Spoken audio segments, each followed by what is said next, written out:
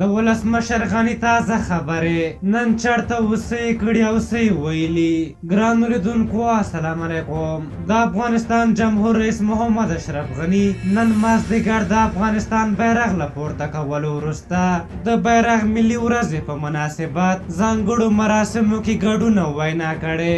جمهور رئیس غني وویل دا بیرغ د افغانستان د جمهوریت، د خلکو د مساوات، د امنیت او دفاعي ځواکونو د باورمندۍ، د میرمنو د ژمنې او د افغانستان د ټولو وګړو د ارادې سمبول دی او ټولو ته د دې ورځې مبارکي وایم. جمهور رئیس غني وویل د هغه افغان سرحدي سرتېري خاطره به تل په یاد وي چې د بل له موافقې وروسته په نیمروز کې د افغانستان بیرغ لوړ وساته او وی ویل د افغانستان راسپارلی د لوړ ساتلو لپاره یې وینه ورکوم مګر ځمکې ته یې نه پرېږدم.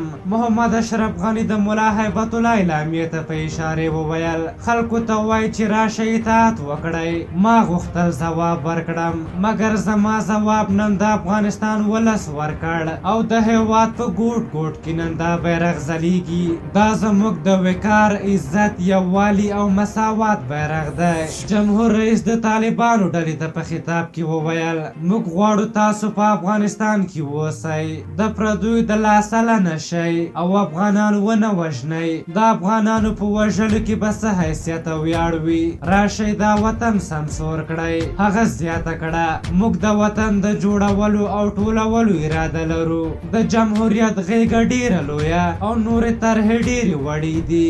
جمهوریت په ټولو افغانانو پورې اړه لري. په جمهوریت کې هېڅ افغان بل ته نشي ویلی چې دا په زور وکړه او دا مه کوه. محمد اشرف غني په ټینګار وویل موږ باید پر خپلو کلیدي ارزښتونو خپل خلک وپوهوو. هغه یو ځل بیا د امنیتي او دفاعي ځواکونو مسؤلینو څخه مننه وکړه او هر سرتېری رضاکار، د وطن سرخندوی، واقعي اتل او د جمهوریت د ارزښتونو ساتونکی وباله.